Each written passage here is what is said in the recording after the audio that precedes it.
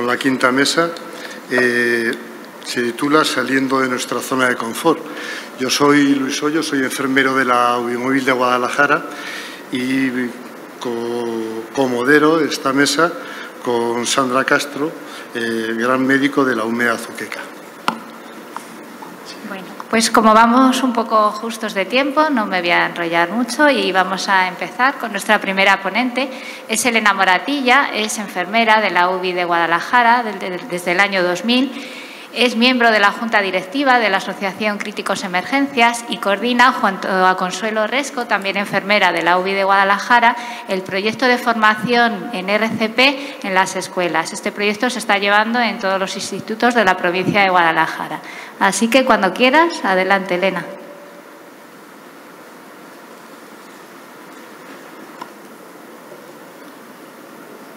Bueno, pues buenas tardes. Lo primero, como miembro del comité organizador, espero que las jornadas estén dando respuesta a vuestras expectativas.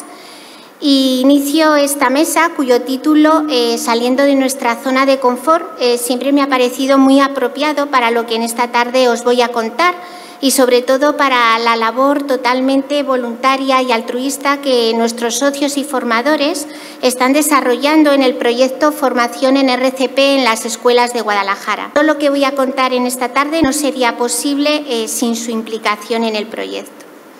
Bueno, de la Asociación Críticos y Emergencias ya poco os voy a contar porque a estas alturas de la jornada pues ya como que nos conocéis un poquito más. Uno de los principales objetivos de la Asociación Críticos y Emergencias es sensibilizar a la población general acerca de la importancia que tiene formarse y poner en práctica las maniobras de soporte vital básico y así aumentar el número de primeros intervinientes ante una situación de parada cardíaca. Como nos decía esta mañana Carlos Alonso, es la segunda columna fundamental en este marco de mejora de la supervivencia ante una situación de parada cardíaca, que la parada cardíaca sea atendida por estos primeros intervinientes.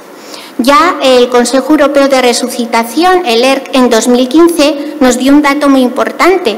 Nos dijo que la enseñanza obligatoria de la RCP en los coles aumenta el número de paradas cardiorrespiratorias extrahospitalarias atendidas por primeros testigos. Y existen estudios que así lo demuestran. Aquí les muestro un estudio publicado en 2013 en la revista JAMA, en la cual es un estudio retrospectivo hecho en Dinamarca, en el que se registraron las paradas cardíacas extrahospitalarias producidas de 2001 a 2010. Si ven la gráfica, hay un punto de inflexión en el cual existe un incremento en el número de paradas cardíacas atendidas por primeros intervinientes, lo que llevó consigo también un aumento de la supervivencia, tanto en la llegada al hospital como en los 30 días y al año.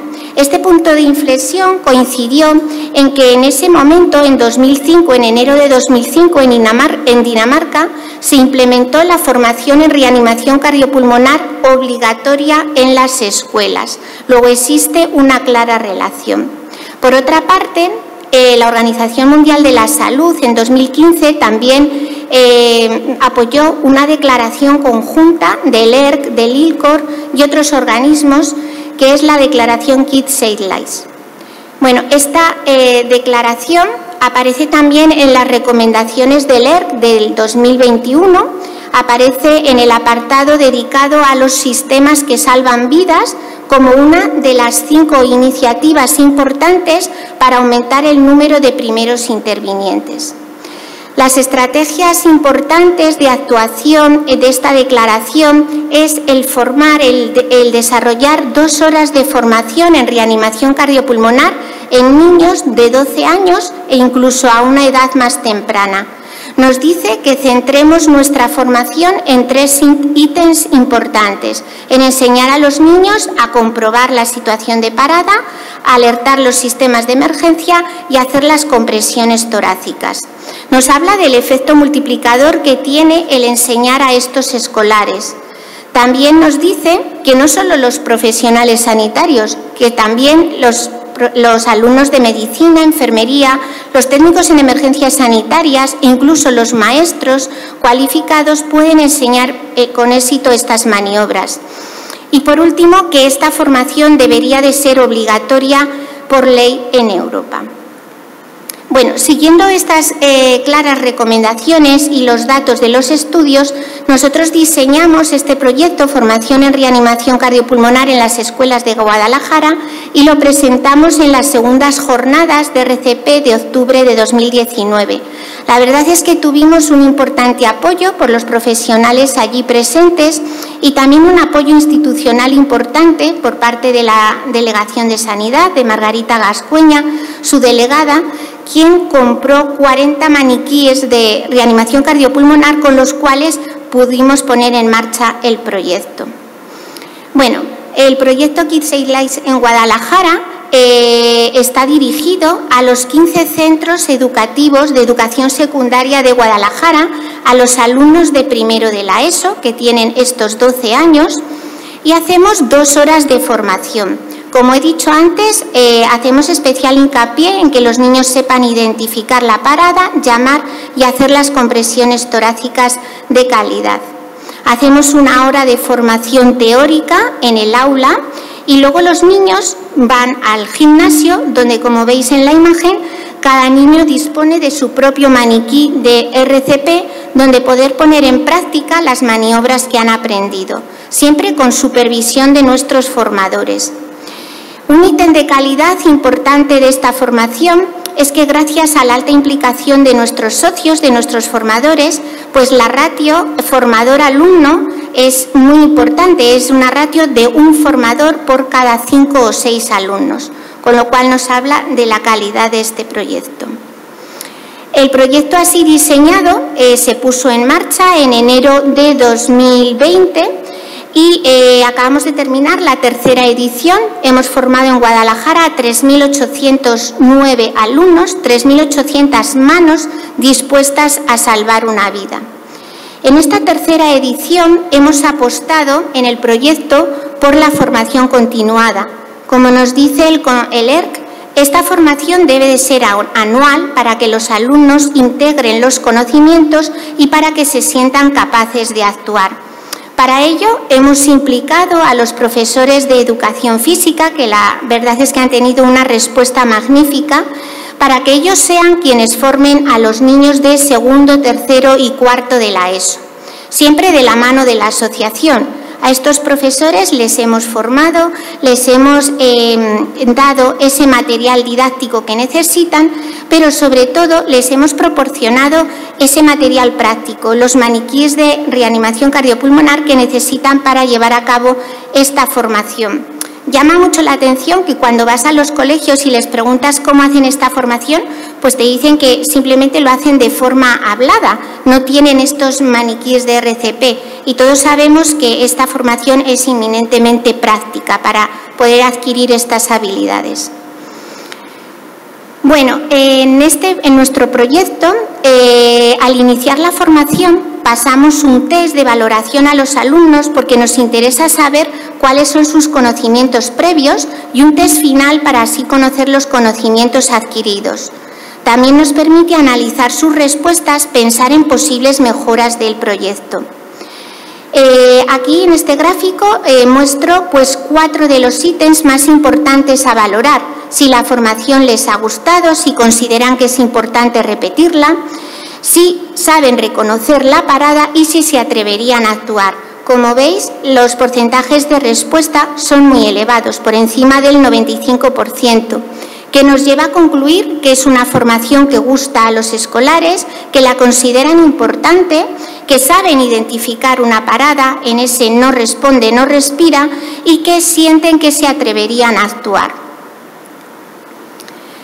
Les muestro ahora una revisión actual de diciembre de 2021, cuyo objetivo era el ver cuáles son los principales problemas en la enseñanza en reanimación cardiopulmonar en las publicaciones científicas asociadas a esta declaración Kids Save Lives. Bueno, los puntos más importantes de esta revisión son los siguientes. Nos dicen que los programas formativos en reanimación cardiopulmonar deben de ser progresivos en cuanto a complejidad. Es cierto que esta formación se puede iniciar en los niños de 4 años, a los cuales les podemos enseñar a identificar la situación de parada, en ese no responde la persona, y que alerten al sistema de emergencia. Y llegar a la edad de 12 años en que los niños tienen capacidad para hacer una RCP de alta calidad. Llama mucho la atención también que estos estudios recogen la preocupante falta de conocimientos de los profesores en maniobras de soporte vital básico. Por otra parte, también se ha visto que en los programas formativos en reanimación cardiopulmonar había pocos niños de 12 y 14 años y niñas de 14 y 16 años que llevaban a cabo una profundidad adecuada en las compresiones torácicas. Esto les llevó a concluir de la importancia que tiene el entrenamiento y el repetir esta formación para que estas habilidades sean adquiridas. Por otra parte, también esta revisión concluyó que los maestros especialmente cualificados van a dar una formación más efectiva que incluso los propios profesionales sanitarios. Esto pues asociados a sus capacidades didácticas y pedagógicas. Y por último, cómo las herramientas tecnológicas pues ayudan a esta formación en reanimación cardiopulmonar, a que los chicos capten estos conocimientos y estas habilidades. Bueno, Kids Save Lives en Guadalajara, ¿y ahora qué? Bueno, pues con este objetivo claro que tenemos de aumentar el número de paradas cardíacas extrahospitalarias atendidas por primeros intervinientes, ya que hago un pequeño inciso, el ERC en sus recomendaciones del 2021 nos da este dato. Dice que solo el 58% de las paradas cardíacas extrahospitalarias son atendidas por primeros testigos. En España, este dato, según el registro OSCAR, es de 30,9%. Luego tenemos un amplio marco de mejora al cual estamos llamados a contribuir todos los sanitarios. Bueno, pues este objetivo, y la verdad es que la buena acogida que está teniendo el proyecto RCP en las escuelas de Guadalajara, pues nos anima a seguir creciendo e incluso a plantear nuevos retos. El primer reto pues es poner en marcha el más inminente la 4ª edición del proyecto, ya para el siguiente curso escolar. Quisiéramos ampliar este proyecto a la zona rural, al ámbito rural de Guadalajara. Nosotros hacemos esta actividad en lo que es en los centros educativos de Guadalajara capital, pero sí que queríamos, aprovechando el marco de las jornadas, invitar a los profesionales sanitarios de los centros de salud de la Guadalajara rural, pues a que un poco desde la asociación y trabajando de forma conjunta, pues ellos puedan dar esta formación en los centros educativos de su zona. También, aprovechando el marco regional de las jornadas, pues si gente de otras provincias está interesada en este proyecto, no duden en ponerse en contacto con nosotros y trabajaríamos de forma conjunta para conseguir más manos, ¿no?, que salven vidas. Como reto también tenemos impulsar la formación práctica en los centros escolares. La asociación y el proyecto se van a seguir empeñando en que los centros escolares dispongan de estos maniquíes de reanimación cardiopulmonar para llevar a cabo esta formación, que ya digo es inminentemente práctica. Seguiremos con la capacitación de los maestros de las escuelas, porque queremos que ellos también contribuyan y sean proveedores de esta formación. Y, ¿por qué no?, pues también a un poco ampliar los contenidos del proyecto. Como os he dicho, nos centramos en formar a los niños de 12 años, pero en las últimas recomendaciones del ERC nos hablaba también de poder formar a los mayores y adolescentes y capacitarles para la ventilación y para la utilización del DEA. ¿Y qué necesitamos? Bueno, pues necesitamos socios y formadores implicados en el proyecto, ¿no? Y ahí pues lanzo la capa. Seguimos necesitando contar con el respaldo de las instituciones. La Delegación de Sanidad y el Ayuntamiento aquí nos apoyan, y cualquier otro organismo que pueda creer en nuestro proyecto. Necesitaríamos un espacio, un local, para que sea un punto de reunión y sobre todo de formación para nuestros socios, nuestros formadores, otros profesionales sanitarios del ámbito rural, los propios maestros de las escuelas y, ¿por qué no?, pues que se conozca un poco la repercusión importante social y sanitaria del proyecto. Creemos que este proyecto, en un corto medio periodo de tiempo, alcanzará a que el 100% de la población de Guadalajara, al ser la educación secundaria una educación obligatoria, conozca estas maniobras de reanimación cardiopulmonar y Guadalajara sea una ciudad cardioprotegida. Y para acabar la presentación, bueno, pues quería acabar con esta frase que encontré, que me gustó, de Albert Einstein, que dice que aquellos que tienen el privilegio de saber tienen la obligación de enseñar. Y a esto es a lo que os invitamos desde la asociación, desde este proyecto, a que a dar aquello que sabéis, aquello que habéis recibido, y así entre todos podamos salvar más vidas. Bueno, muchas gracias por vuestra atención y os animo a participar.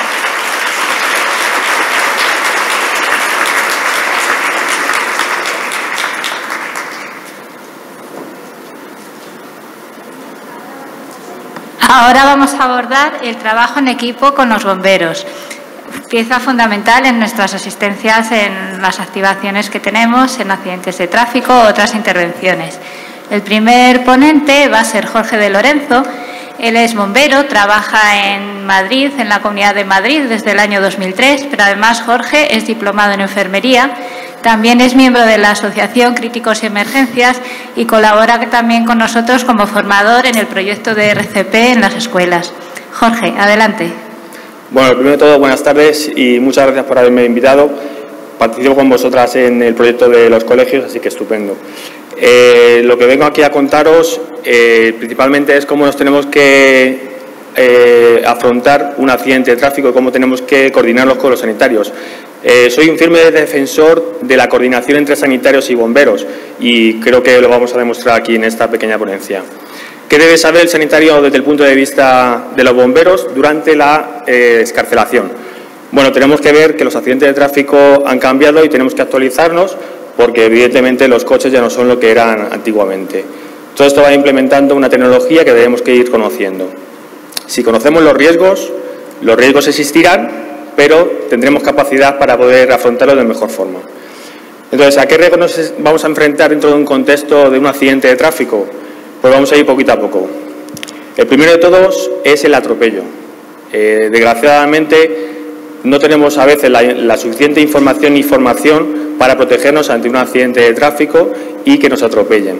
De hecho, la Guardia Civil, que son los especialistas en mantener esta situación con seguridad, han sido víctimas de atropellos. Y no porque lo hicieran mal, sino porque a pesar de sus indicaciones, los conductores no hacen caso a esos avisos. Tenemos que saber que no es lo mismo que haya un accidente de tráfico con un autobús o con un camión por las implicaciones que tiene la activación de recursos en incidentes de múltiples víctimas, además de las dimensiones que tienen los camiones. En el caso de que el accidente tenga lugar con un vehículo que transporte mercancías peligrosas, todos en algún momento, cuando nos hemos sacado el carnet de conducir, había una parte de socorrismo y mercancías peligrosas. Bueno, no vamos a ser especialistas en mercancías peligrosas en esta charla, pero si cuando vayáis a un accidente de tráfico veis un panel naranja, esa información es fundamental que la trasladéis al 112 para que se activen los recursos sanitarios, fuerzas de seguridad y bomberos adecuados. Cuando llegan los bomberos puede haber riesgo de inestabilidad del vehículo y por eso los bomberos van a dedicarle tiempo y esfuerzos a que el vehículo esté lo más estable posible utilizando cuñas, madera o puntales. También esto requiere de que haya una zona de seguridad. Entonces, sé que los sanitarios y cualquier persona como primer interviniente se va a acercar a una zona que puede que no sea segura, por eso la inestabilidad de los vehículos es otro de los riesgos a que nos enfrentamos. También puede haber caídas, pero no solamente de caídas del propio vehículo, sino de los objetos que hay sobre la calzada. Puede haber derrames de líquidos, puede haber cristales y eso hace una zona inestable que tenemos que tener cuidado. También puede haber incendio. Yo llevo trabajando de bombero aproximadamente 20 años y no he visto todavía en un accidente de tráfico que haya habido incendio durante el proceso de excarcelación. Sí que ha habido incendio previamente a la llegada de bomberos. El hecho de que las nuevas tecnologías en el transporte se hayan incorporado hace que tengamos que tener cuidado. Los vehículos eléctricos son muy seguros, pero no hay riesgo a priori no hay ningún tipo de riesgo de electrocución, pero tenemos que saber que los vehículos eléctricos son muy silenciosos y cuando llegamos a un accidente de tráfico pueden estar todavía en modo on, de tal modo que tenemos que tomar precauciones. Los gases, gas natural comprimido y gas natural vehicular, gas licuado del petróleo y los gas natural comprimido son fuentes de combustible, fuentes de propulsión que son seguros, pero cuando no funciona bien esos sistemas de seguridad pueden dar problemas de inflamación de esa zona y que por eso es importante que la zona sea segura para poder entrar en esa zona y poder rescatar a la persona. ¿Por qué digo esto?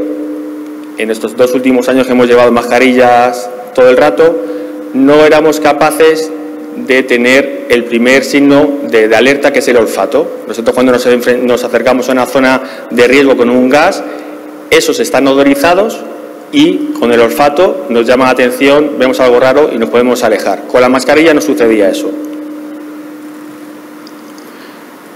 Este es un vídeo, a ver si arranca. No ha arrancado.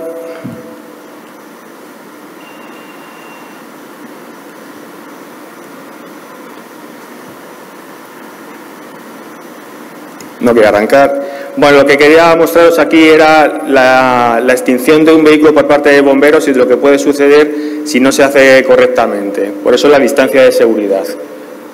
Nada, no hay oportunidad de verlo. Otro riesgo al que nos enfrentamos todos es que te puedes quemar.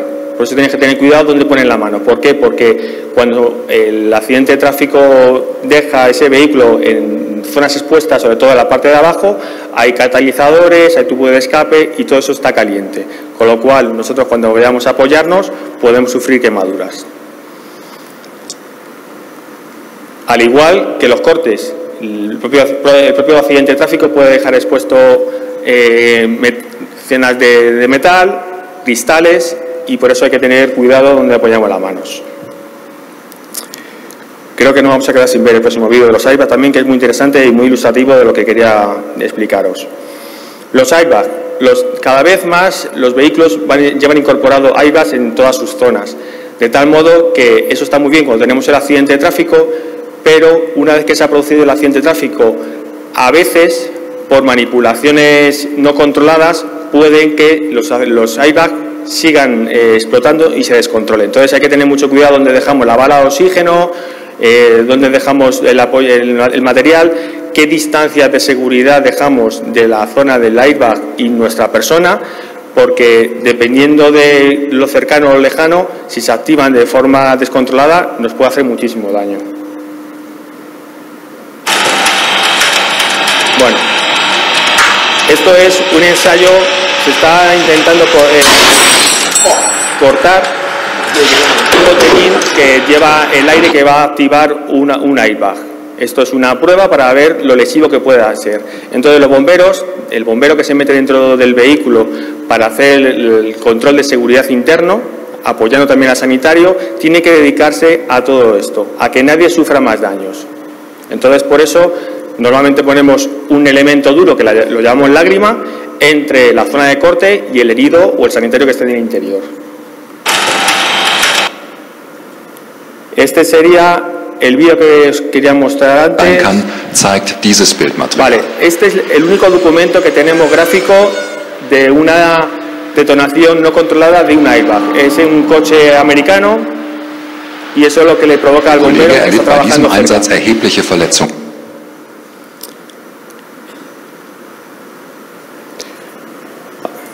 Y esto es lo que decía del oxígeno, a ver si me arranca. Vale.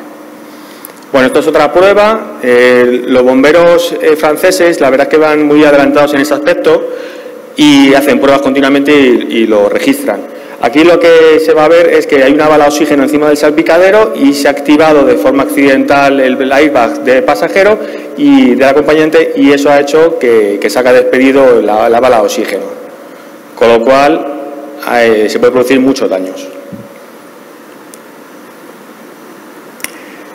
Anteriormente he comentado los coches eléctricos que no tienen, nos han explicado los fabricantes que no hay riesgo de electrocución, pero cuando el vehículo colapsa o colisiona contra una farola o un centro de transformación, algún elemento de fuente de electricidad, pues el tocar el vehículo puede llevar a daños. Entonces, eso es muy importante cuando hagamos la evaluación alrededor del vehículo, qué es lo que está tocando, no tocarlo, a no ser que diga el bombero que es zona segura para poder atender luego al herido. Ya sabéis que esto lleva implícito lo que siempre nos han explicado en socorrismo, que es la conducta PAS, proteger, alertar y socorrer. Entonces, la parte de protegernos incluye esto. El polvo de vidrio, no sé si lo sabéis, el polvo de vidrio que se genera cuando se cortan los cristales de los accidentes de tráfico de los vehículos, es un polvo de vidrio que es muy fácil de inhalar y muy difícil de eliminar, y además tiene daños para la salud, se va acumulando. Normalmente la bibliografía habla de es un factor cancerígeno. No voy a decir de qué nivel es ese tipo de estudio porque no lo he encontrado exactamente, pero sí que bueno no es. ¿Qué ocurre? Nosotros como bomberos estamos muy familiarizados con este tipo de riesgos y nos ponemos una mascarilla FFP3, y yo os invito a que cuando vayáis a un accidente de tráfico al menos la tengáis en el bolsillo y veáis el contexto. Ruido. El ruido en los accidentes de tráfico lo genera principalmente las herramientas que utilizamos los bomberos para descarcelar a esa persona. Son motores de explosión, de combustión, y lo que hacen es generar muchísimo ruido. Además llevamos también una sierra de sable, lo que todo el mundo conoce como una caladora, para cortar hierro, la parte metálica o el cristal, y eso también genera muchísimo ruido y estrés. Como conclusiones, hay que mantener una zonificación, es decir, una zona caliente donde el bombero ya ha visto todos estos tipos de riesgos y podemos abordar la parte sanitaria. Y tenemos que tener en cuenta que si no es una zona segura, nosotros nos vamos a enfrentar a este tipo de riesgos y podemos tener daños. Aquí voy a enfatizar el uso adecuado de los EPIs, porque puede ser que, no sé, a lo mejor no pasa aquí, en esta provincia, pero yo cuando trabajaba de enfermero sí que he tenido que salir a un accidente de tráfico que había salido a 200 metros del centro de salud y yo iba con mi bata y mis zuecos. Eso no es un EPI adecuado. Tenemos que llevar ropa adecuada. Ropa adecuada significa casco, guantes anticorte, botas, gafas, mascarilla FFP3, y luego ya hacemos el rescate sanitario. Pero los cortes nos los vamos a llevar, el polvo de vidrio nos lo vamos a llevar, y nos podemos llevar un tajo, como nos ha pasado alguna vez a los bomberos que vamos protegidos, de alguna espada, de algún corte de metal que esté expuesto. ¿Dónde ponemos el material sanitario? Ya habéis visto en el vídeo qué puede suceder. ¿Dónde apoyamos? ¿Dónde ponemos las manos? ¿Dónde apoyamos nuestro cuerpo? Vehículos inestables. Eso es muy importante. Por eso también comentaba anteriormente el uso de protección dura entre el corte y el herido o el sanitario que esté atendiendo al herido. Para mantener la estabilidad del vehículo y que los riesgos se minimicen, debemos retirar la llave y echar el freno de mano. ¿Esto qué va a hacer? Pues los acumuladores de energía que llevan la central de control eléctrico va a descargar los condensadores y va a hacer que los airbags no salten.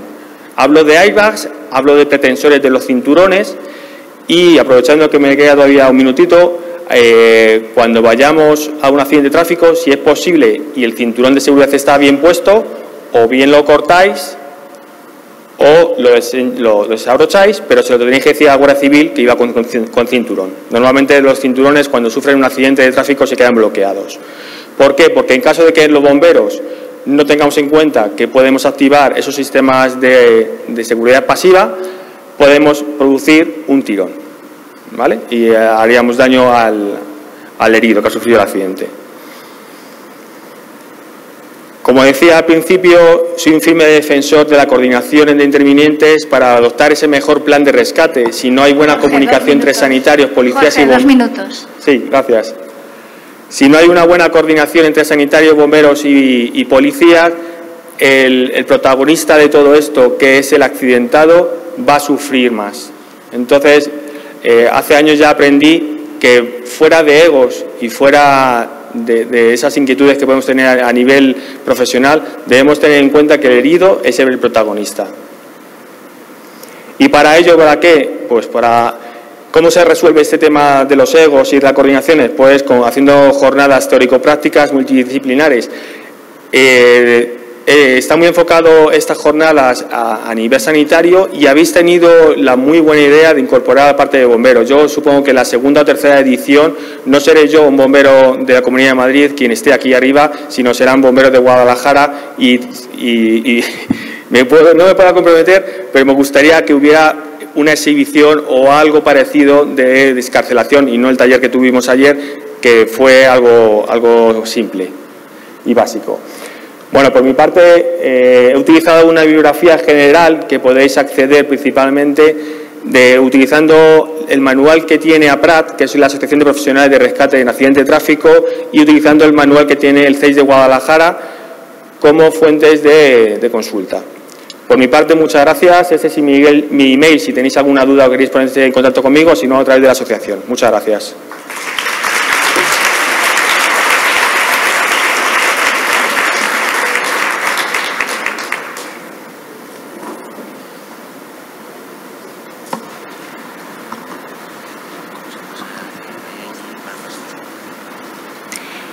César García Patrón es el siguiente ponente. Él es coordinador médico de la UBI de Molina de Aragón y bueno, ha trabajado también con los bomberos de esta provincia, coordinando pues varias actividades formativas con los bomberos del CEIS.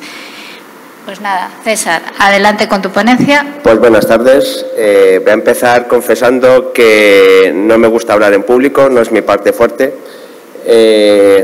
Otra confesión es que cuando me encomendaron a dar esta charla, pues que se titulaba o se titula ¿Qué debe saber el bombero durante una excarcelación del personal sanitario? Pues se me ocurrió solamente una frase.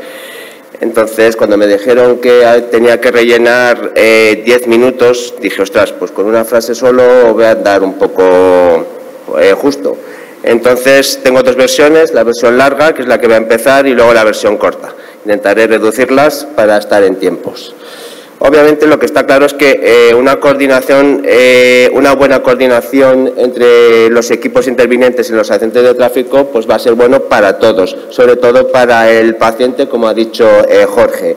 Eso va a provocar que establezcamos medidas de seguridad suficientes, definamos nuestras zonas de actuación y nuestras responsabilidades propias, mejoremos por esta coordinación nuestra esencia, que es prestar los servicios a la sociedad, y obviamente todo esto se traducirá en una gestión más eficaz de los recursos que por otra parte son escasos en nuestra región, para gestionarlos de la forma más eficiente posible. Obviamente, lo más importante, como ha dicho Jorge, también es delimitar un poco la parte de competencias que tenemos cada uno de los servicios o de los principales servicios que intervenimos en los accidentes de tráfico. En este caso, las fuerzas del orden, la Guardia Civil en general en nuestra provincia, pues es la responsable del control de tráfico, de la señalización del accidente, del mantenimiento del orden público y control de accesos, la retirada de vehículos y el establecimiento de la circulación de forma general. Los bomberos pues tenemos el control de los riesgos inminentes, como suelen ser los incendios, estabilidad, que eso lo ha comentado Jorge, el rescate de víctimas atrapadas, la asistencia a otras posibles víctimas, la perimetración de las zonas y la localización de víctimas que hayan podido ser desprendidas o eyectadas en el accidente. Y obviamente pues la retirada de obstáculos que puedan interrumpir la circulación de los vehículos y los riesgos añadidos como derrames de aceites o otro tipo de productos. Y nosotros, que esto creo que lo tenemos más claros, pero bueno, lo comentamos un poco, es sobre todo la organización del triaje y el establecimiento de prioridades de asistencia. En caso de que tengamos varios pacientes, la estabilización sanitaria, por supuesto, de las víctimas y su traslado al centro útil con ayuda del centro coordinador para enlazar todas las charlas que hemos tenido, que no me olvido del centro coordinador. La vigilancia y el acompañamiento de la víctima durante todo el proceso de rescate, es decir, lo que nosotros hacemos de la monitorización continua del paciente, el apoyo a los bomberos en el proceso de extracción y el traslado sanitario, como hemos comentado. No me quiero olvidar de la limpieza sanitaria, que a veces, como autocrítica a los sanitarios, somos un poco guarretes dejando guantes en las cunetas o otros productos que no suelen ser guantes. Y ya entrando en la materia que nos compete, pues, ¿qué es lo que tiene que saber el bombero de nuestra parte? Pues este proceso, esta información, el bombero ya lo recibe desde que recibe el aviso. Obviamente aquí hay mucha heterogeneidad de información, dado que los diferentes centros coordinadores, pues en algunos de ellos tienen los bomberos in situ y otros no.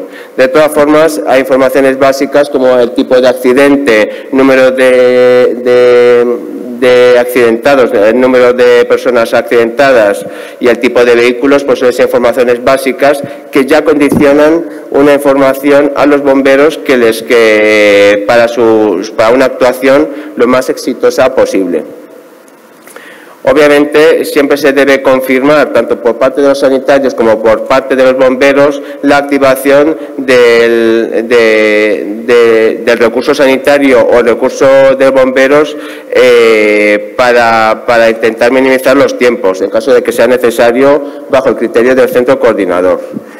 Y como me gusta a mí hacer las cosas de forma ordenada, pues lo ideal es establecer, esto no lo estoy inventando yo, pero me ha gustado mucho establecer planes coordinados entre los bomberos y los sanitarios. Si establecemos planes, será todo más fácil. Y lo ideal en una maniobra de este tipo, aunque podría entrar a un debate, sería establecer 3 tipos de planes: un plan A o plan seguro, plan B o plan rápido, y un plan de emergencia. En este caso, estos planes se tienen que establecer en conjunción entre los bomberos y los sanitarios. La parte de los bomberos intervendrán en la seguridad de la escena dentro de sus funciones y será, pues, la dividirán en un entorno seguro o inseguro. Y en nuestro caso, y de forma muy simplista, nos encargamos de la víctima y lo dividiremos en una víctima estable, inestable o con riesgo vital inminente. Estableciendo el riesgo vital inminente, los casos obviamente más graves o en situación de parada o periparada. Como aquí pongo los 4 supuestos, como obstrucción de la vía aérea que no se puede resolver dentro del vehículo, técnicas de respiración asistida que no permitan ser realizadas dentro del vehículo, shock profundo, sangrado incontrolable o, como he comentado antes, la parada cardiorrespiratoria de la víctima. Vamos a desarrollar los 3 planes de una forma muy rápida. El plan A, el plan seguro, el plan ideal sería en el caso en el que el paciente o la paciente esté estable o sospechemos de una lesión medular que nos exija una movilización e inmovilización, mejor dicho, una inmovilización e inmovilización del paciente de una forma lo más meticulosa posible. En este caso consistiría en crear los máximos espacios, tanto interiores o exteriores del vehículo, para tener la maniobra de la forma más ordenada posible. Siempre manteniendo el eje, la alineación cabeza, cuello, tronco, y utilizando en este caso pues todas las medidas o dispositivos de inmovilización que disponemos, e intentando siempre realizar la extracción de la víctima con el mínimo ángulo entre su plano sagital y la dirección de extracción. Esto lo que nos aseguraría o nos garantizaría una inmovilización manteniendo en todo momento el eje cabeza, cuello, tronco. Lo ideal sería un ángulo 0 o por defecto el mínimo ángulo posible. Como se ve en la imagen inferior, que sería lo ideal, sería un ángulo 0 y luego el resto de opciones. El plan B o plan rápido es un plan que obviamente lo tenemos que desarrollar en menos tiempo, porque el plan A teníamos una media, aunque son medias, objetivos, mejor dicho, de unos 20 minutos. El plan B o rápido tendríamos unos 10 minutos como tiempo objetivo, y es pues el paciente que está inestable o durante nuestra asistencia se ha inestabilizado sin tener los criterios de víctima, los supuestos de emergencia, de víctima con riesgo vital inminente. En este caso va a consistir en realizar las aperturas de los máximos espacios interiores dentro del vehículo y los mínimos exteriores para realizar la extracción de la víctima. Y en este caso, pues eso, tendríamos un tiempo promedio objetivo de unos 10 minutos. Y el plan de emergencia, como hemos comentado, es el plan donde por parte de los bomberos establecen como la zona como insegura por riesgo de incendio o cualquier otro tipo de incendio, de riesgo como un desprendimiento o vehículo inestable. Eso ya lo determinan ellos. Y por nuestra parte, pues los supuestos que he comentado anteriormente. En este caso se hace con el mínimo espacio posible y utilizando no utilizando medios que nos alarguen el tiempo de extracción, utilizando medios sin medios de inmovilización o maniobras como Reutec o BOA o algún otro tipo de medio de fortuna que podemos disponer. En este caso, el tiempo objetivo de este plan sería alrededor de unos 3 minutos. Y aquí tenemos un poco el resumen de los 3 planes, donde establecemos los tiempos objetivos de 20, 10 y 3 minutos, los criterios siempre prevaleciendo el orden de vida, función y estética en la atención a este tipo de pacientes. Y aquí termina un poco la versión larga de la charla y ahora va a empezar la versión corta. Y la versión corta que a mí se me ocurría es que lo que más nos importa o lo que creo que es muy importante es que nos conozcan, es decir, o conocernos. Porque yo cuando voy a un accidente de tráfico y veo al sargento que es Euge o que es Alfonso, o llego y me dice, oye, y me llaman por mi nombre, pues parte del trabajo de estos planes van a ir rodando. Es decir, y esto no depende que conozcan o que vaya dando mi tarjetita en los parques de bomberos para que conozca mi nombre, sino es que el establecer un lazo de confianza y de relación, y esto la única forma que lo podemos hacer es haciendo prácticas, y avisos también, por supuesto, pero si nos conocemos todo va a ser mucho más fácil, y esa era la versión corta, es decir, simplemente eso, establecer un lazo de confianza. No puedo terminar, aunque lo normal es empezar agradeciendo a todo el mundo. Yo voy a agradecer al final y tengo que agradecer, por supuesto, lo protocolario a la asociación, a la organización, a la gerencia, a mis jefes, a los directivos, pero por supuesto todas estas prácticas tengo que agradecer también a mis compañeros de la base, que son los que con las ganas que tienen en la base de Molina, pues nos permiten hacer este tipo de prácticas, a los bomberos del CEIS de Guadalajara por la predisposición.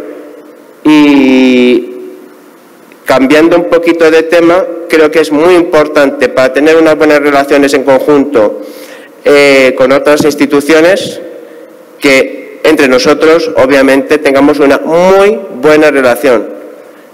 Y si el equipo sanitario ya no tiene buena relación entre nosotros, pues muy complicado será que la tengamos con el resto de equipos. Por lo cual, aquí lo dejo, la versión corta.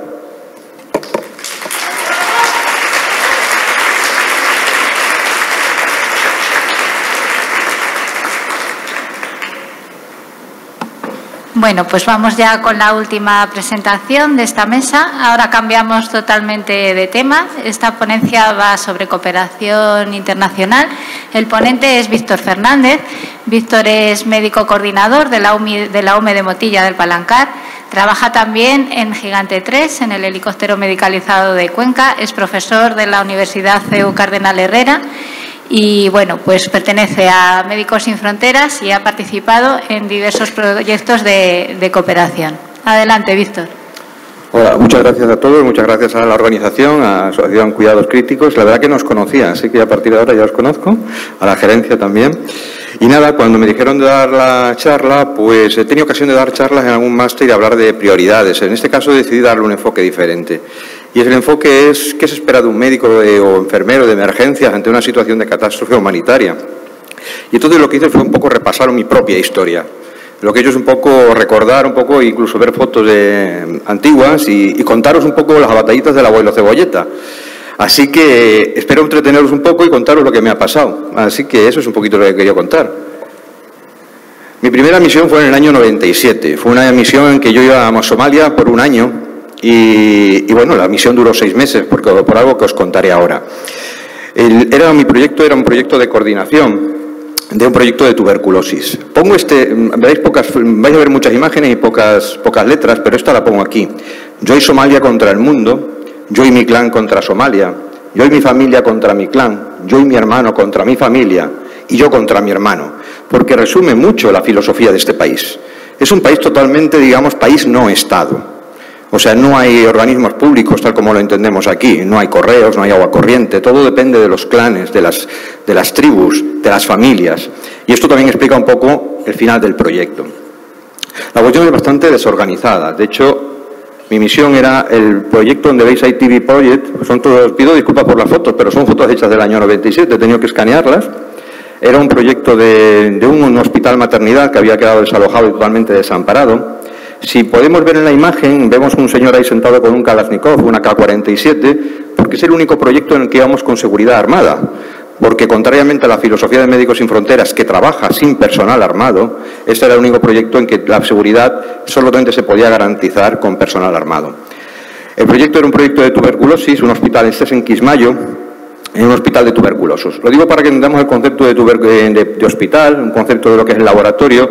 Y lo que te llama la atención es la precariedad a la hora de trabajar. Eso fue uno de los síntomas característicos de toda mi experiencia. Trabajar en condiciones precarias, pero no solamente en Somalia, sino en todos los proyectos.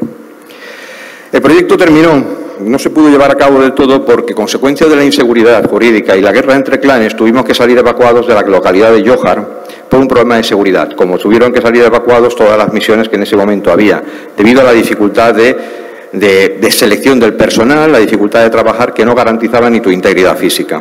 Pongo esta diapositiva porque para recordar un poco el campo de cólera que teníamos en Mogadiscio, en el cual tuve ocasión de colaborar esporádicamente, porque era un problema endémico que teníamos, todos los años había un problema de cólera, y es una enfermedad que se cura relativamente sencilla, porque sería hidratación abundante, pero que requiere un problema de aislamiento y sobre todo el cambio de cultura, muy difícil de gestionar. De hecho, por eso es el tema de que es endémico. La segunda misión la hago en el año 2005, la hago en Indonesia, y la hago con AECI, con la Agencia Española de Cooperación. Salgo con SEMECA, la Organización de Medicina de Catástrofes, en el cual nos juntamos un grupo muy heterogéneo, entre ASUMA, SAMUR, gente de diferentes servicios de emergencia, y nuestro objetivo es establecer un puesto en el aeropuerto de Bandache, donde eran evacuados la mayoría de gente de las zonas lejanas. Lo que debo llamar la atención es que era una destrucción absoluta como yo jamás he visto. Bueno, jamás. Volví a verla luego en Filipinas, en el cual, pues que nos hagamos una idea, este barco que vemos aquí está a 5 kilómetros de la costa, esto del tsunami, y muchos cadáveres, muchos cadáveres por las calles. Esto nos hace una idea de la destrucción y la forma de trabajar. Nosotros cuando llegamos, la gente que sale evacuada lo que tiene son muchas heridas. Nos han evacuado de las zonas de interior, llegaban por medios aéreos generalmente militares de otras organizaciones, y lo que teníamos era mucha cirugía menor y mayor, porque la cirugía mayor, entendiendo por cavidad de tórax y abdomen, no somos competentes, pero mucha cirugía menor de heridas sobrepasadas, fracturas, como vemos ahí, improvisadas con una férula de tracción, con bolsas de suero. Es un poquito lo que te da trabajar en estas circunstancias. También lo que pongo ahí, esa foto, grupo heterogéneo, porque trabajar con gente de diferentes servicios te aporta mucho, pero en este caso tengo que decir que también dio una singularidad que luego pues fueron lecciones aprendidas. Muchos egos, mucha televisión, y eso también distorsiona un poco. Y la otra foto que pongo es para el tema de lo que es la vida y el confort en estas situaciones. Desde luego, ya vais rompiendo el confort. Desde luego, confort ninguno. Eso ya os puedo garantizar. A ver. Vale, esta diapositiva está para recordar que estamos en zonas tropicales y hay zonas como por ejemplo la lepra, que no hay que olvidarlas, que están ahí, como veremos a continuación. En 2010 vuelvo a Médicos Sin Fronteras y quizás con más fuerza precisamente por el hecho de trabajar con la población local. Con la población local en Port-au-Prince, consecuencia del terremoto. Esto que veis es un dispensario, es un centro de salud, el patio de un centro de salud, en el cual llegábamos con nuestras cajas, nuestra silla y nuestras mesas y montábamos un dispensario para atender a la población local. Lo que veis, no hay más. Medicamentos, una silla, una mesa, un fonendoscopio y a trabajar. Dar los medicamentos que podía. La penicilina, paracetamol, ibuprofeno, antihipertensivos, diabetes, mucha atención primaria. Mucha atención primaria. Gente que no recibía ningún tipo de tratamiento, que el sistema de salud había colapsado y había que darle tratamiento. Mucha pediatría, mucho niño. Hay que valorar al niño. Niños recién nacidos que tenías que hacer valoraciones y valores de desnutriciones, peso, talla, etcétera. Esa diapositiva que pongo es para recordar un poco la importancia de los medicamentos esenciales. Se trabaja con medicamentos esenciales de la OMS. Son botes de 10.000 pastillas, etcétera. Porque yo recuerdo que en Bandache estuve en la farmacia y, consecuencia de organizar la farmacia, imaginaos, recibir paracetamol o acetaminofén, según lo llamaran. 400, 500, 600 miligramos, 1 gramo, unos en chino, otros en japonés, otros en inglés, con diferentes fechas de caducidad. Es un auténtico caos organizar esa farmacia y luego, evidentemente, con medicamentos esenciales, con botes comprimidos y trabajados y que están estandarizados, es una forma de ahorrar tiempo y ser efectivo. Como estamos en mi foro, sois médicos de emergencia, pues pongo estas dos fotos. Es un niño con una sospecha de meningitis. Digo sospecha porque se inicia el tratamiento empírico sin necesidad de antibiograma y sin nada. Una sospecha de meningitis, iniciamos el tratamiento antibiótico y eso que veis se ve mal, o intento que se vea lo mejor posible, es una intraósea, pero canalizada con un angiocatéter, porque no teníamos forma de acceso venoso y las intraóseas no existían. Lo otro es un paciente que llegó con una herida con cierta dificultad para tragar y era un tétano. Sospechamos un caso de tétano que terminó en el hospital. Evidentemente el tétanos mata. Este paciente falleció y venía, pues en principio, normal. Para recordar que cada oportunidad de atender a un paciente una herida es una oportunidad para dar la vacunación. Y la importancia también de la cadena de frío. Se suelen encargar los logistas para facilitar que nosotros podamos dar esa medicación, esa vacuna. Y cada herida es una oportunidad para dar la vacuna.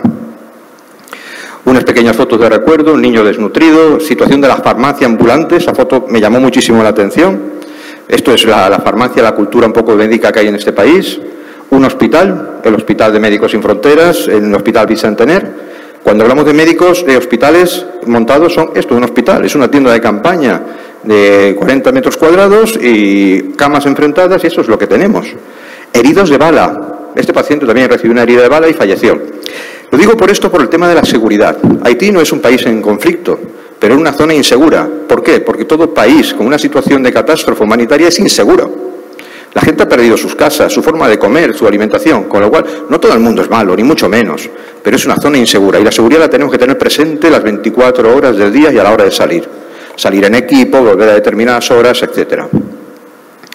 La otra misión fue en Bahrein. En Bahrein, en el año 2011, nos situamos en contexto en las revueltas de la primavera árabe. Era una misión bastante diferente para mí, fue una misión un poco exploratoria, en el contexto de que se producen las revueltas, se empieza a ver manifestantes en las calles y el Estado de Bahrein reprime duramente a los manifestantes. De hecho, la gente va a los hospitales, a los centros de salud y el Estado aprovecha, las fuerzas de seguridad aprovechan para ir a los centros de salud y captar a la gente que se había manifestado porque había recibido asistencia sanitaria. Esto motiva una denuncia internacional, Médicos Sin Fronteras acude y el objetivo, no sin dificultades para entrar en el país, complicado, acudimos para hacer una valoración si valía la pena intervenir. No porque el sistema sanitario fuera malo, que no lo era, es un sistema más y relativamente bastante óptimo, sino la posibilidad de atender a población fuera del sistema sanitario. Es una situación, una misión difícil porque cualquier movimiento teníamos que ir con una persona del gobierno. Y cuando intentábamos salirnos de la ruta sin la persona del gobierno, enseguida soltaba el warning y ya van las advertencias. Estas fotos las he puesto porque no tengo muchas fotos, digamos, de carácter un poco más sanitario. Es un paciente que nos dio permiso en su momento para coger esta foto, con las manifestaciones de la agresión, de la manifestación y las heridas de los restos de balas y de motivos de artefactos para la dispersión que utilizaba el cuerpo de seguridad. Después de un mes y medio, digamos que al final no se decidió intervenir. En 2012, por el contrario, sí que se interviene con motivo de la guerra de Siria. Nos instalamos en Al-Salama. Al-Salama está en el norte de Siria. En el norte de Siria, justo en la frontera con Turquía. La gente huye de Alepo. La zona está siendo bombardeada y, evidentemente, surgen muchos traumatismos y una población desplazada. Es gente desplazada que deja todo lo que tiene en este momento porque le cae una bomba cerca de su casa y piensa que la siguiente es la suya. ¿De acuerdo? En ese lo que montamos es un dispensario, también otra escuela. Volvemos otra vez a las escuelas. Los patios de la escuela son maravillosos para nosotros. Y montamos un dispensario para atención primaria, también un pequeño centro de urgencias, ¿vale? Y un pequeño centro maternal y de cirugía. Todo eso en la primera misión. Lo de la botella que he puesto abajo es para explicar que con 2 botellas se puede hacer una cámara de presurización o nebulización. Lo digo por la precariedad en la que se trabaja y a veces es un poquito la necesidad. Esta niña, una crisis de asma, para recordar la importancia de los primeros auxilios, llama la atención que va en pantalones cortos, estábamos en noviembre con un frío que pelaba. Incluso de luego conseguir ropa fue una epopeya personal mía con ella. Pongo estas fotos aquí también porque mi foro es, digamos, de gente que trabaja en ambulancia, pues le voy a poner una ambulancia. Aquí tenemos la ambulancia nuestra y la dotación. Esa es la dotación con la que teníamos. Fico, acabo pronto. Lo otro también es una ambulancia negra. ¿Por qué? Porque era de los sirios. La utilizaban ellos para poder evacuar a la población por la noche sin ser objetivo de los equipos iba a decir terroristas, no, objetivo de las fuerzas de atacantes, vamos. Y la otra es una transferencia, hicimos un par de transferencias en la frontera de Turquía con el 112 turco, en una de las ocasiones de unas fotos que hice. En cuanto a patología, mucha patología traumática, gente que han sido heridos, patología de atención primaria también, heridas, cura de heridas de guerra, drenajes torácicos, la gente recibe muchos traumatismos torácicos. Este caso que recuerdo es una niña que llegaba con un cuadro de agitación psicomotriz. En cuanto te empieza a contar que ha mordido un perro, empieza a establecer los puntos de unión. Efectivamente, era un caso de rabia, falleció. Casos de desnutrición también. En este caso no tengo que decir que no es un problema de malnutrición general en el país. Sí es un problema de mala absorción, pero era imposible darle abasto. El sistema de salud había caído. Gente que tenía TACs, información de cánceres, eran inoperables y no podías hacer nada. Generación de impotencia y de frustración. Mucha. En Burauen, en Leyte, la isla donde pisó el general MacArthur, cuando llegó a Filipinas, llegamos con el tifón Haiyan, llegamos a un hospital. Cuando llegamos primero que vimos que estaba alumbrado con velas. O sea, el hospital estaba, como podemos ver las imágenes, ahí totalmente destrozado. Luego vemos un hospital, ya empezamos a familiarizarnos con lo que son los hospitales de Médicos Sin Fronteras. Sencillamente son tiendas de campaña, alojadas, intentamos que sean lo más higiénico posible, luchar contra el sol y camas enfrentadas. Aquí ya podíamos establecer varias tiendas de campaña, con lo cual separamos mujeres de hombres. Incluso separamos médico de quirúrgico. En cuanto a la actividad de los primeros días extenuante, para mí y para el equipo que también relevábamos, porque había personal local que estaban agotados, con lo cual los relevamos, mucha atención primaria, como veis la intimidad de la gente es que es imposible, el avasallamiento era tremendo. Luego también pues tenías que pasar la ronda la ronda médica y pasas con el equipo quirúrgico para ver qué paciente es quirúrgico, cuál se opera, cuál no se opera. Cuando hablamos de operar, hablamos de cirugía básica, cirugía general, ¿de acuerdo? Nada de neurocirugía, cirugía vascular, eso no estaba a nuestro alcance. Esta foto la pongo por una frustración personal. Este es un caso de una mujer con una insuficiencia respiratoria que al final termina intubando. Es el único tubo que he puesto exceptuando en Yemen. El único tubo, y creo que lo puse mal, porque finalmente creo que no tenía que haberlo puesto. Como veis, mis elementos son una botella de oxígeno, un ambú y un pulsiosímetro. La mujer la llevamos a 50 kilómetros, a Tacloban, al hospital de Tacloban. El hospital de Tacloban estaba totalmente saturado.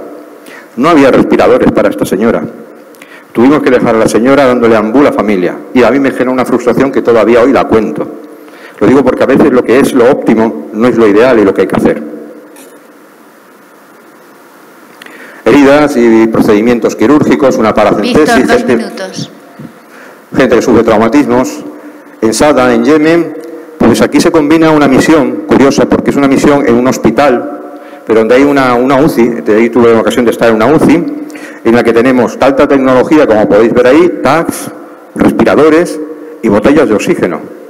Y os digo, bueno, nosotros creo que con la COVID hemos empezado a valorar el oxígeno como un bien valioso. Aquí lo era y mucho más. Las botellas no se reponían al día, el oxígeno era súper valioso. Y bueno, pues eso un poquito a veces la precariedad, en este caso había recursos, pero con precariedad. Te hace también difícil trabajar porque no tienes medicamentos, te faltan medicamentos, no tienes todos los antibióticos, etcétera.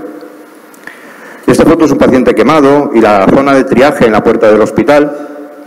Y la pongo para recordar un poco la importancia de, en este caso, la ketamina. Es un fármaco que me ha acompañado a mí siempre todo mi devenir, toda historia en Indonesia, en Siria, etcétera. La ketamina es un fármaco anestésico que en estas situaciones, no digo que sea el mejor ni el peor, ojo, cada uno que maneje el que mejor conoce, pero es un fármaco que en estas situaciones, en cuestión de calidad, precio y eficacia, es óptimo.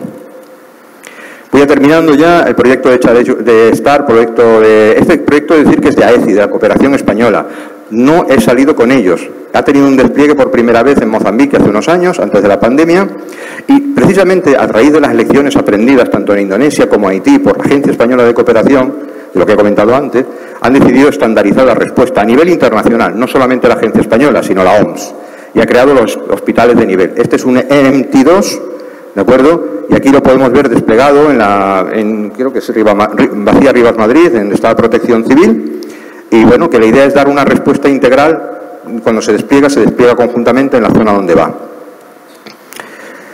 Como suelen preguntármelo, me he anticipado y lo pongo. Sí, oye, Víctor, ¿y cuando te vas, cómo te vas con los permisos y tal? Bueno, primero tienes que tener la experiencia, tienes que tener el perfil de Médicos Sin Fronteras, pero luego, bueno, tengo que decir, lo digo públicamente, lo he hecho siempre y lo sigo diciendo, que debo decir a la gerencia mi agradecimiento porque siempre me lo han puesto muy fácil. Siempre me han dado facilidades para salir en situaciones de emergencia. Otras cosas porque hay una normativa que regula, hay permisos retribuidos de hasta 3 meses, permisos retribuidos cada 2 años, y sencillamente en ese sentido yo he encontrado facilidades por este lado. El plan Concilia también, en punto 2.17, regula estos mismos permisos. Ya digo, eso por un lado, luego los requisitos cada uno de perfil de idiomas, de experiencia, etcétera. Y ya termino, las conclusiones no son las mías, son las vuestras. Yo creo que más que sacar yo conclusiones, sacar vosotros las que consideréis en realidad mi experiencia. Yo las que puedo sacar y os traslado, pues que hay falta mucha medicina primaria, mucha cirugía menor, medicina interna, mucha patología, y quizás a veces el perfil de médico de emergencia, no digo que no sea útil, pero quizás quien vaya pensando que va a hacer mucha medicina de emergencia, a lo mejor no va a encontrarse con mucha medicina de emergencia. Seguridad, la importancia de seguridad, la personal, la del equipo. Trabajamos en conflictos bélicos o situaciones catastróficas donde la gente ha perdido todo. Trabajar en equipo, importante. Estar dispuesto, que generalmente las misiones no suelen ser más allá de 2 o 3 meses, en el caso de Médicos Sin Fronteras. Yo no salgo más de 3 meses sencillamente por salud mental. Porque cuando llegas con bastante frustración, os lo advierto, con el tiempo mejora. Trabajo y vida en situaciones precarias, con lo cual tienes que tener una gran capacidad de adaptación y tener una gran capacidad de gestión de de la incertidumbre y de la frustración, como he dicho anteriormente. Y esto es todo. Muchas gracias.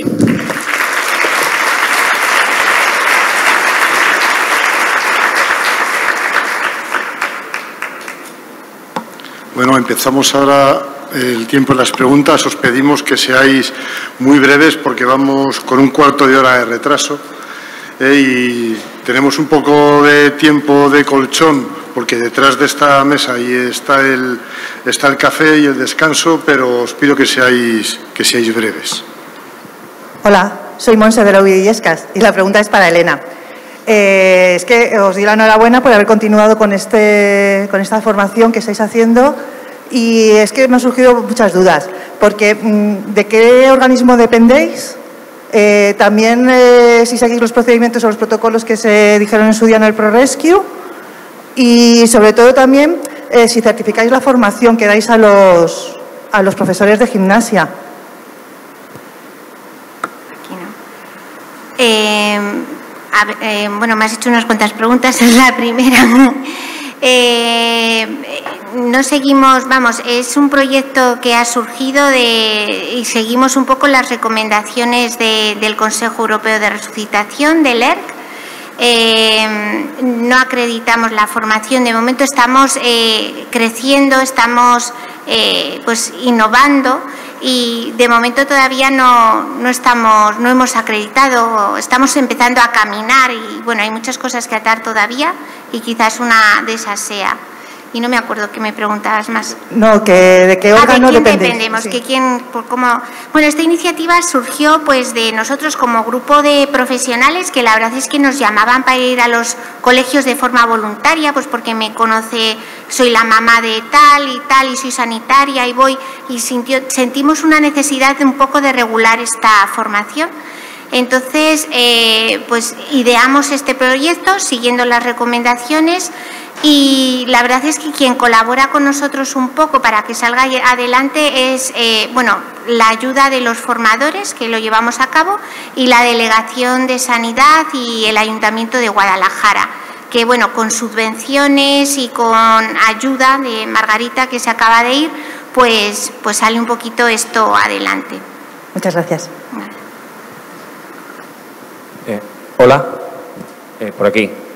Soy Fran de Les Valdemontes y, bueno, dar las gracias a la mesa porque me han encantado las exposiciones. Dar las gracias a Víctor por hacerme ver las cosas de otra manera, me has abierto los ojos. Y la pregunta era para Jorge.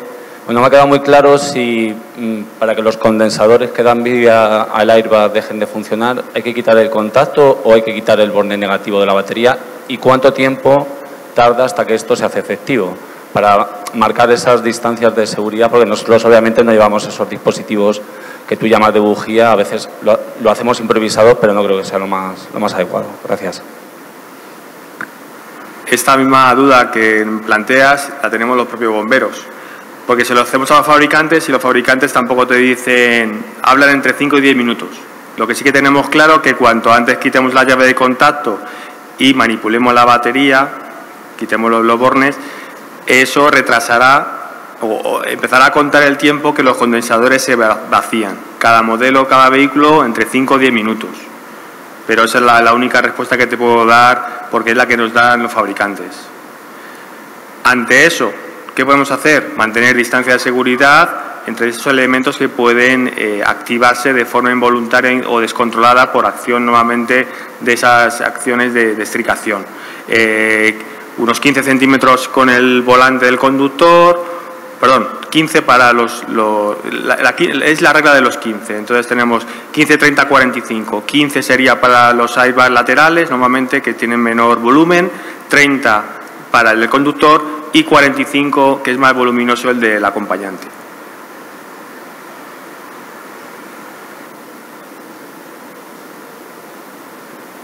Hola, por aquí. Buenas tardes. Bueno, primero darle la enhorabuena por organizar estas jornadas multidisciplinares y haber contado también con el CEIS Guadalajara. Soy Fernando Polo, soy responsable de la capa técnica, una pequeña parte de la capa técnica del Consorcio Provincial de Bomberos de aquí. Y Jorge, te quería agradecer por ponernos cara pediros disculpas por no estar miembros de aquí de la provincia o de la propia ciudad, de los bomberos del ayuntamiento, y cogemos el guante, lo recojo y el año que viene, si nos invitáis, estaremos encantados de aportar aquí una pequeña parte de nuestros conocimientos. Elena, también quería comentarte que el CIR Guadalajara desde hace 15 años montó un área de prevención y llevamos trabajando desde entonces con bastantes dificultades porque nos ha costado a todos meternos y creernos lo importante que era la prevención, y nos gustaría también colaborar con vosotros en este tipo de iniciativas e incorporarlas ya lo hemos hecho alguna vez conjuntamente, no sé si con mucho éxito, quizá por culpa nuestra, pero nos gustaría que tomásemos contacto y de cara al futuro, bueno, pues como bien dice César, que es importante ponerse cara, nos vamos a poner cara. Yo cojo el micrófono, tampoco me gusta hablar en público, pero para poner la cara del CEIS y aquí y ponernos a disposición de lo que necesitéis. Como Jorge llevo más de 20 años y creo que los peores accidentes de tráfico de mi vida ya han pasado. Me queda otros 20 años por delante de este oficio y cada vez tenemos menos accidentes de tráfico. El CEIS Guadalajara, no sé si lo conocéis, pero bueno, tiene 3 parques, tiene unas isocronas, unos tiempos de respuesta terribles y hoy he aprendido algo, ¿no? Los riesgos que, fíjate, después de 20 años, ya se me había olvidado, los riesgos que cuando llegas puede estar caliente el vehículo. Es que nosotros la mayoría de las veces cuando llegamos le ha dado tiempo a que se enfríe. Y os pido disculpas, sé que muchos de vosotros habéis hecho, y ya va para los sanitarios, ¿no? Habéis hecho de bomberos alguna vez porque los bomberos del consorcio han tardado en llegar. Sabéis que cuando llegamos damos todo. Si nos conocéis, sabéis que el nivel de implicación de los compañeros es máximo. Y nada, os doy las gracias por haber sido bomberos alguna vez. Y ya por último, después de 20 años de servicio, Víctor, te estaba escuchando y me iba haciendo pequeño. Así que nada, gracias por la labor que hacéis por ahí por el mundo y nada, que es un orgullo estar con vosotros aquí hoy y nada, que sigáis así. Así que nada, buenas tardes a todos.